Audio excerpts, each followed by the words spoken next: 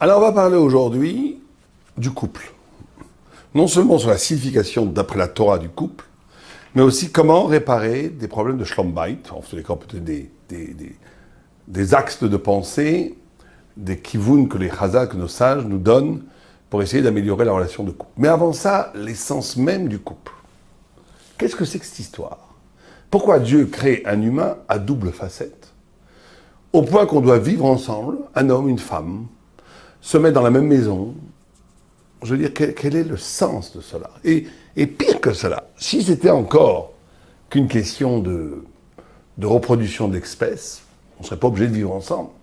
Au point où la Gemara nous dit, vous savez qu'il y a Kebiechol, une faute d'orthographe dans la Torah, puisqu'on dit Vaïtser.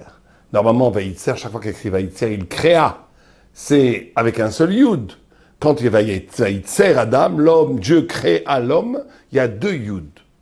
Et ces deux Yud font l'objet d'une réflexion dans le Talmud. Pourquoi deux Yud? À un moment donné, la Gemara veut dire le bien et le mal. L'homme est double parce qu'il est constitué par Yetzer Tov, Yetzer Hara, le bien, le mal, la lutte entre le bien et le mal, les ténèbres, les lumières, etc. Et la Gemara dit non. Non, parce que même chez les animaux, il y a des animaux qui sont gentils, des animaux qui sont méchants. Chez les animaux eux-mêmes, c'est incroyable cette Gemara. Elle dit que l'enjeu éthique, le combat entre le bien et le mal, ne traverse pas simplement l'humanité, elle est présente dans l'animalité. Au point où il y a des chiens qui sont gentils, des chiens qui sont méchants, des chiens qui mordent et des chiens qui lèchent, des chiens qui sauvent leur maître et des chiens qui trahissent leur maître. Donc, le bien et le mal, ce n'est pas le propre de l'homme. Alors, elle dit deux autres réponses. Rashi en amène une quatrième. Rashi dit Olam Haba, Olam Hazé. Mais la Gemara donne deux autres réponses. Elle dit un, c'est un écartèlement de oi, les deux yud, c'est deux cris de oi, le haut et le bas. Mais celle du milieu, la deuxième réponse, c'est de dire le féminin et le masculin. Le vaïtser avec deux yud, la dualité, l'ubiquité humaine, la dualité humaine, le fait que l'homme soit double, que l'humanité soit double, c'est l'homme et la femme. Ce qui est incompréhensible dans la mesure où là, la Gemara aurait dû surenchérir et dire mais non, chez les animaux aussi, il y a du féminin et du masculin. La Gemara aurait dû répondre ça de la même façon, de façon presque surprenante. C'est un chidouche, c'est une nouveauté que de dire que chez les animaux il y a du bien et du mal. Mais qu'il y ait du féminin et du masculin, n'importe quel biologiste, n'importe quel zéologiste vous le dira, un zéologue vous le dira. Donc il y a du féminin et du masculin chez les animaux. Comment se fait-il que la Gemara dise non? L'essence de l'explication de la dualité humaine, c'est le féminin et le masculin qui est propre à l'homme et pas qui n'a aucun rapport avec les animaux. Donc on ne parle pas du tout ici du féminin et du masculin en tant que possibilité biologique de reproduction de l'espèce, c'est-à-dire le processus naturel qui fait qu'un homme donne sa semence et que la femme transforme cette semence en procréature qui va permettre à l'espèce de perdurer. Non, la Gemara, et c'était tellement évident que la Gemara ne parlait pas de ça, que la Gemara ne rétorque pas que chez les animaux aussi il y a du féminin et du masculin. Donc le féminin et le masculin chez l'homme et la femme serait une dimension de construction de l'humanité, de construction de l'identité de l'homme ou de la femme, de l'humanité, au point où certains veulent dire que pour vous, la mitzvah de procréer n'est pas une mitzvah comme les autres mitzvahs. C'est une mitzvah comme les autres mitzvahs. Il faudrait la faire à 13 ans. On ne peut pas étudier. Il y a une halakha que quand on étudie la Torah, on a le droit de repousser le temps du mariage. Non. C'est pour vous, la multiplication, c'est une dimension de construction de l'humanité à travers aussi la multiplication de l'espèce. Bien entendu, sinon on mourrait tous. Mais c'est pas l'essentiel. L'homme construit la femme construit l'homme. Le couple serait le lieu de la construction même de l'humanité, ce qui n'existe absolument pas chez les animaux. Il n'y a pas de construction de l'identité du cheval, de la race chevaline, ou de la race bovine ou ovine, ou bien des singes, ou des vivipares, ou des oiseaux, entre le féminin et le masculin, ou dans les insectes. Rien du tout! Chaque insecte, le mâle et la femelle, chaque animal, le tigre, la tigresse, le lion, la lionne, existe en tant que lion et lionne. Elles ne peuvent pas se bâtir à partir du féminin et du masculin. L'homme se bâtit à partir du féminin et masculin. Alors ça, il faut comprendre pourquoi. Qu'est-ce que c'est que cette histoire? En d'autres termes, l'homme devient lui-même à travers le mariage, ça tout le monde le comprend et tout le monde le dit. On le dit dans tous les Jabrachot. Mais ça veut dire quoi? Qu'est-ce que ça veut dire vraiment? Alors on va essayer de comprendre. On va essayer de comprendre cette notion-là qui est fondamentale pour pour notre vie quotidienne, quand on vit tous les jours avec notre conjoint. Alors, il y a écrit dans la Torah, la première fois, il y a 10 vayomer, enfin il y a 9 vayomer, et le 10e Mahamar, il y a 10 paroles de la création du monde. 9 fois Dieu dit vayomer, dit, ça veut dire Dieu a dit, et une 10e fois Bereshit qui est aussi un Mahamar. Il y a 10 Mahamar. Un des 10 Mahamar, c'est vayomer Hashem, lo tov Adam liot levado. Il n'est pas bon pour l'homme d'être seul. Et c'est pour ça que je vais lui créer Ezer Kenegdo, je vais lui créer une aide contre lui-même. C'est qu'une des 10 paroles de la création, c'est la formule, l'aphorisme, le propos de dire il n'est pas bon que l'homme soit seul. Ça veut dire que c'est un caractère ontologique essentiel. Il n'est pas bon que l'homme soit seul, et donc que la femme soit seule aussi. C'est quelque chose qui est inhérent à la création. La solitude de l'homme serait un désastre dans la création elle-même. Pourquoi? Rachid nous dit tout de suite, nous dit, parce que Dieu est unique en haut. Si l'homme était unique en bas, eh ben, il y aurait une dualité entre le divin. Dieu préserve une sorte de deux réchouillottes.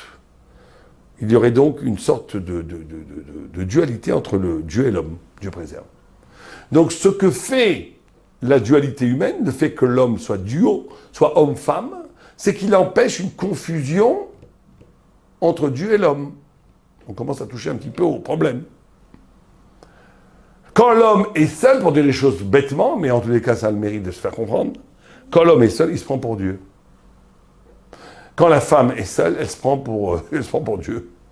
L'homme et la femme relativisent la situation existentielle de l'homme et la femme qui leur permettent d'accéder à la véritable unité divine et à relativiser l'absolu de leur existence. C'est le premier secret du couple. Le couple est là pour arracher l'homme de l'illusion de sa divinité, de l'illusion de son absolu. Quand un homme est seul, quand une femme est seule, elle vit une expérience où elle est la totalité de l'être.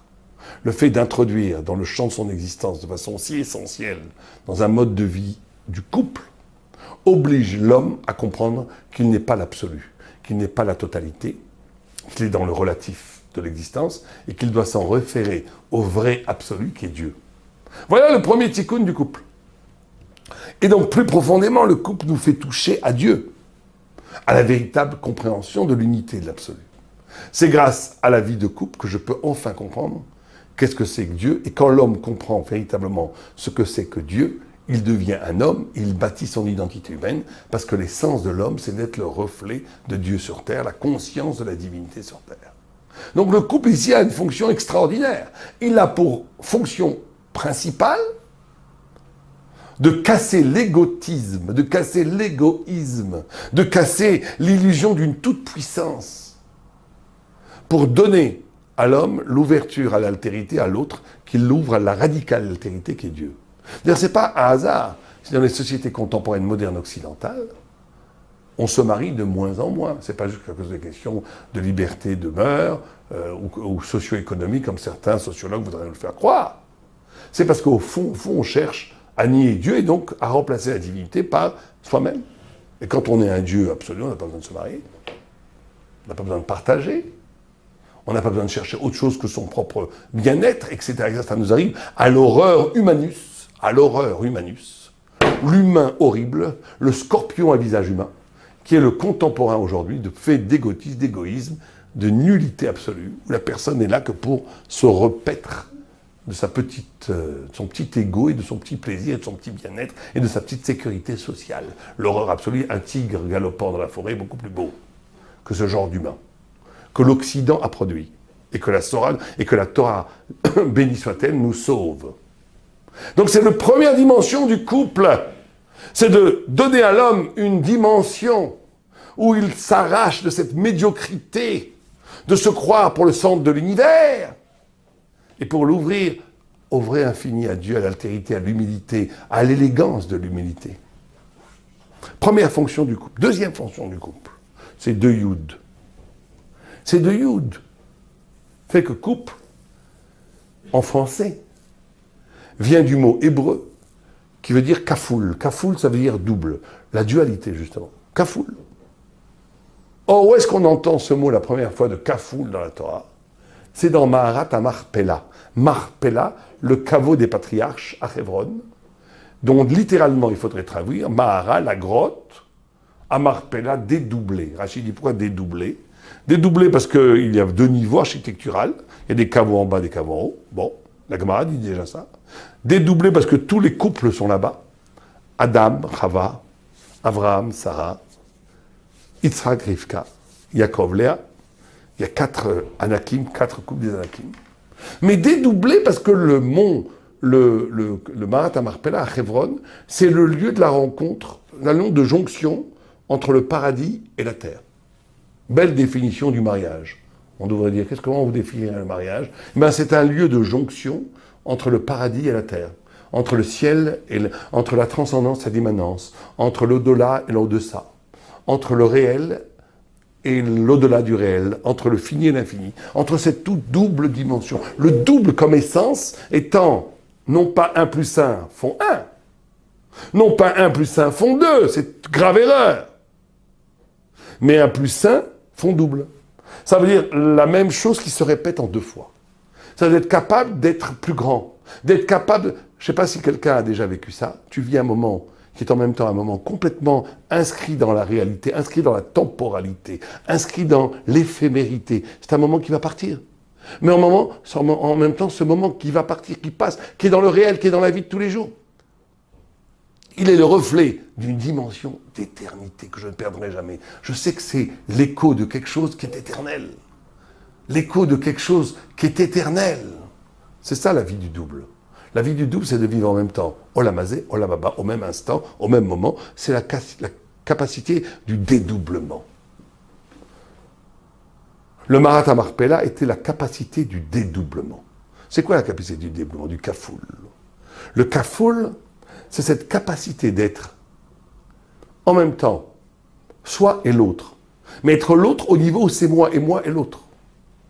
Le grand sadique ressent la douleur de l'autre et la joie de l'autre comme si c'était sa propre joie et sa propre douleur. C'est ça être double, kafoul, l'expérience du kafoul. Au point où les Imaot qui créaient le peuple d'Israël, les 12 tribus, les 2 shfachot, les 2 esclaves, Zilpa et Bila, Zilpa pour Léa, Bila pour Rachel, étaient les servantes. Elles ont créé 4 tribus d'Israël, ces servantes. Or, normalement, dans la halakha, le fils d'une chifra knaanite, un digne de Evet Knaani, il n'est pas juif. Il n'est pas juif. Un juif, même le plus caché au monde, qui a un enfant avec une esclave, l'enfant est goy. Il n'est pas goy, il est Evet Knaani, il est esclave. Dans la chod, il n'est pas comme un goy, mais il n'est pas juif non plus, il est obligé des mitzvot et tout, mais il n'est pas juif. Il est Evet Knaani. Comment ça se fait que 4 des 12 tribus d'Israël sont des esclaves, hein? Puis halakha, non! Non, parce que Bila, c'était le double de Rachel. Et Zilpa, c'était le kafoul, le double de Léa. Au point où Léa aimait tellement Zilpa, elle était tellement dans Zilpa, que l'enfant qui est né de Zilpa, c'était comme l'enfant qui était né dans son ventre à Léa. Et Rachel a tellement investi son existence dans Bila pour avoir une progéniture avec Jacob, que l'enfant qui est né de Bila, c'était son enfant. Bon, Al-Pi Halakha, aujourd'hui, c'est impossible. Personne n'est au niveau des matriarches pour avoir une conscience du double au point où elle transforme le réel, où l'autre devient moi-même, au point où l'enfant de l'autre, c'est mon enfant. Il n'y a que 2 Imaot. Les 12 tribus, je veux dire. Arba Imaot, mais il n'y a que 2. Zilpa et Bila, ce n'est pas des Imaot. C'est des doubles de Rachel et de Léa. Au point où leurs enfants, c'était les enfants de Rachel, les enfants de Léa. C'est ça, cette dimension du double. Extraordinaire dimension du double. Au point où il est écrit dans le Midrash que Dieu a voulu créer au début l'homme et la femme comme 2 entités séparées. Il a vu que ce serait la guerre, qu'il y aurait les Amazones contre les hommes, qu'il y aurait la guerre. Comme il ne voulait pas la guerre, il a créé à partir de la côte de l'homme, d'une unité, l'homme et la femme. Mais c'est très étrange. Parce que chaque fois qu'il a écrit dans le temps, Allah b'marshavatrila, Dieu pensait faire comme cela. C'est que c'était mieux de faire comme cela. Simplement, comme il y a un problème technique, on va se faire la guerre, il vaut mieux faire Bidi Avad, a posteriori, on va créer, c'est pas terrible, mais on va le faire quand même, à partir d'un même tronc. Or, si on pose la question à n'importe qui dans la rue, qu'est-ce qui est mieux que l'humanité féminine et masculine vient d'un même tronc ou qu'elle vient de deux troncs séparés? Demandez à n'importe qui. Qu'est-ce qui est mieux? Tout le monde va vous dire d'un même tronc, c'est plus romantique. On vient tous du même tronc, c'est très beau. Non! La Torah dit qu'il valait mieux que ça soit deux troncs. Deux troncs séparés. Pourquoi? Parce que 1 plus 1 font pas 1. Parce que l'essence du mariage, c'est pas de la fusion où l'un va annuler l'autre. C'est où l'un va rendre totalement l'autre. Le travail du couple, c'est que je rends ma femme une sadéquet gamour et que ma femme sadéquet gamour me rende sadique gamour. Que chacun renvoie à l'autre à son irréfutable irréductibilité. Que chacun renvoie à l'autre à son génie. Que chacun dit à l'autre, lech lecha, va vers ta génialité. Que chacun donne à l'autre la possibilité absolue de s'épanouir. Au sens thoraïque, pas séparer la personnalité, au sens de toucher au secret de pourquoi elle a été créée, pour servir Dieu. C'est ça la notion du couple. C'est extraordinaire, cette notion de kafoul. Alors c'est pour ça que les avot ont toujours passé leur femme pour leur sœur. Très bizarre. Abraham a fait passer sa femme pour sa sœur 2 fois, Yitzhak 2 fois. Abraham 1 fois, Yitzhak 2 fois. Jacob s'est marié à 2 sœurs. La fraternité et le matrimonial, comme s'il y avait un essence commun. Enfin, c'est pour nous dire que de la même façon qu'on ne choisit pas, on ne choisit pas sa sœur, on vient du même sang, on fait partie d'une même... On ne calcule pas avec sa famille. Ben, c'est pareil entre l'homme et la femme. On ne choisit pas sa femme, on ne choisit pas son mari. Dieu a choisi pour nous de toute éternité. Nous sommes faits, achot, ça vient de léachot, qui veut dire tisser, tresser. Nous sommes faits du même tissu, du même tissu. Simplement, ce tissu-là, il a été déchiré, il faut le retrouver. C'est ça le double. C'est que je redeviens moi-même en étant l'autre, l'autre devient moi-même en devenant moi. Mais c'est pas qu'on devient un, qu'on s'annule l'un l'autre, au contraire. On se rend l'un plus saillant et on forme ce couple qui est une sorte de diamant, de bijou aux 2 diamants. La notion du rayonnement. La notion d'être double, c'est ça. C'est la grandeur de la rencontre de l'éternité dans l'autre. De l'altérie, il y a une histoire extraordinaire. Une fois, il y avait un homme qui boitait terriblement. Il boitait terriblement. Il était moche. Il était beau. C'était un Talmid Chacham très beau. Mais il boitait comme un crapaud. Et un jour, il rencontre une princesse juive, la fille d'un grand rabbin magnifique. Et les parents veulent le mariage parce que le boiteux est un grand Talmid Chacham. Elle, c'est une grande sadéquet qui veulent. Et quand elle voit le boiteux, elle dit surtout pas. Il lui dit oui, laissez-moi juste lui parler une seconde. Et le boiteux dit à cette jeune princesse, j'ai rêvé de toi cette nuit. Elle dit non, non, je veux pas que tu aies rêvé de moi, je veux m'en aller. Il dit oui, oui, juste écoute l'histoire. Et que dans ce rêve, c'est toi qui boitais, pas moi. Tu boitais horriblement comme une crapote. Et j'ai dit à Dieu, mais je ne veux pas d'une femme qui boite. Et Dieu m'a dit, tu peux rien y faire, c'est ton destin. Mais je lui dis, je ne veux pas, c'est ton destin. Mais tu es ton destin. Attends, Hachem, tu dis dans ta Torah que l'homme et la femme, c'est le double. C'est le double reflet d'une même identité, d'une même entité. Je veux, moi, boiter à la place de ma femme. Dieu dit, ah oui, ça tu peux, puisque vous êtes ce double. Vous êtes les 2 diamants d'une même bague. Tu peux prendre sur toi l'infirmité de ta femme. C'est pour ça que je boite aujourd'hui. J'ai pris ton infirmité. Oh, elle entend ça, elle pleure, elle dit, bien sûr, il se marierait, ils auront beaucoup d'enfants. Ben, c'est ça, l'essence du mariage. C'est que quand un homme dit à sa femme, c'est ton problème. Quand une femme dit à son mari, c'est ton problème. Quand une femme dit à son mari, je n'ai rien à faire, c'est ton problème. C'est une profanation du mariage, c'est une trahison terrible. On ne dit pas à son bras, c'est ton problème. On ne dit pas à sa propre personne, c'est ton problème. On ne se trahit pas soi-même. C'est ça la notion du double. C'est la notion d'être solidaire jusqu'à la mort. Et regardez la finesse des choses. On apprend les halachot kiddushin de kicha misde Ephron. Il y a écrit ki kach ishisha, quand un homme prendra une femme. Et Abraham, kach mimeni, il dit à Ephron, prends de moi les 400 cycles, les 400 shkalim. Kicha, c'est l'exerashava, c'est des méthodes exégétiques de la Torah pour apprendre qu'on peut épouser une femme avec de l'argent comme on peut acheter un champ avec de l'argent. Regardez comme c'est extraordinaire. Kicha. Or, du double, de l'endroit du double. Et le Rabbi Yonah dit que la plus grande épreuve d'Abraham Avinu, c'est pas l'Akadat Isaac de tuer son fils. Ça a été de devoir acheter Marat Marpella, ce qui est étonnant. Parce qu'acheter Marat Marpella, c'est quand même une moins grande épreuve que de sacrifier son fils, adorer Yitzhak à Dieu. Surtout qu'Abraham savait très bien que la terre était promise, mais pas encore donnée. C'était la discussion qu'avaient ces bergers avec les bergers de Lot. Donc, qu'est-ce que c'est que cette histoire? En réalité, c'est comme ça. C'est que la plus grande épreuve, c'est plus grand même que de sacrifier son fils. C'est que Abraham, imaginez Abraham Avinu. Dieu lui dit, va, Paro HaKodesh, il comprend qu'il doit enterrer Sarah, sa femme, dans l'endroit du double, où il va rencontrer la rencontre, où il va vers la rencontre du moment extraordinairement spirituel, du baiser du paradis et de la terre, de l'éternité et de la finitude, de l'infini et du fini, de la transcendance et de l'immanence, de l'absolu et du relatif. C'est le moment du double. Il s'apprête, c'est comme si on vous disait, tu as une rencontre avec Dieu. Il arrive dans cette expérience magnifique, les yeux presque fermés, tout tremblant, prêt à rencontrer l'expérience, l'épiphanie du double. Et quand il arrive au Marat Marpella, qu'est-ce qu'il rencontre? Ephron, un vieux requin, un vieux roublard, qui essaye de lui faire du nadlan, de l'immobilier, de lui vendre moins cher, plus cher. C'est une profanation du moment. Très souvent, les gens, ils arrivent en Israël, ils croient que ça va être le bonheur absolu, ils arrivent, le voisin leur jette un seau d'eau sur la tête, les gens, je comprends pas. C'est la plus grande épreuve. La plus grande épreuve, c'est pas quand Dieu te demande de sacrifier ton fils, c'est une très grande épreuve. Très immense, qui a fondé l'identité du peuple juif, qui a amené la Kedusha. Mais il y a une plus grande épreuve encore. C'est quand on te demande rien. C'est que quand tu crois arriver au sommet de la spiritualité, on te donne un coup de balai sur la tête. Quand tu crois que tu es à la synagogue au moment où tu planes le plus, l'autre, il te donne un coup de coupe. Pousse-toi, tu vas piquer ma place. La mesquinerie quotidienne face à l'élan du spirituel. C'est la plus grande épreuve. De rester fidèle à l'espérance messianique, à l'espérance de se retrouver avec Dieu, même au cœur des plus pires défaites, des pires mesquineries de la vie de tous les jours.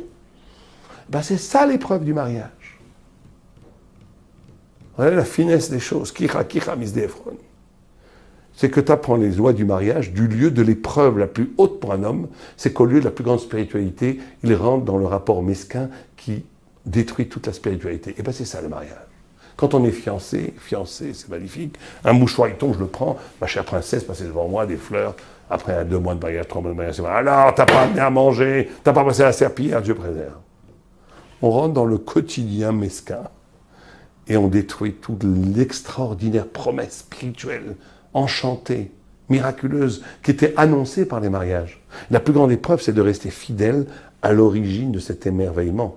C'est la plus grande épreuve, et c'est l'épreuve du mariage, et c'est ça qui fonde l'humanité. Ce qui fonde l'humanité, ce n'est pas d'être double dans l'émerveillement spirituel, c'est dans la vie quotidienne, de rester au niveau de la grandeur. C'est ça la plus grande, le plus grand épreuve qu'un homme puisse traverser. Et très souvent, bien entendu, comme c'est une épreuve très dure, on tombe à ce niveau-là. Et donc, on n'a pas le temps ici d'énumérer tous les tikkunim, toutes les réparations qu'on peut faire dans le travail du Shlom Bayit, mais le premier que je donnerai là, c'est d'essayer chaque fois quand ça ne va pas très bien, de fermer les yeux, de se prendre les mains, de se fermer les yeux et de réfléchir. Pourquoi on s'est marié? Rebâtissons à partir du noyau vivant, du noyau du diamant, du pourquoi on s'est marié, qui est prometteur d'extraordinaires réserves d'amour, de joie et de force. Quand on est capable de réinitialiser son désir de pourquoi on s'est marié, ça peut être le début d'une réflexion pour résoudre d'énormes problèmes. Aleva Yalinu.